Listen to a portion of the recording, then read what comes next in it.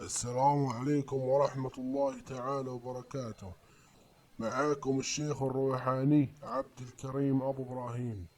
نتكلم اليوم يا جماعة الخير عن الوسواس القهري. في هذه الحلقة إن شاء الله سوف نتكلم عن الوسواس القهري. الكثير منكم يسأل ما هو الوسواس القهري وما هو أعراضه وكيفية علاجه. الوسواس القهري يعني هو مراده الشخص لنفسه عن أمور وأشياء خيالية ومعاناة ومحاكاة للنفس عن أمور مخيفة وأمراض وخرافات، مع بكاء وشهيق مستمر ورجفة واختلاج وكثير من هذه الخرافات. يعني كيف تتعالج من هذا المرض؟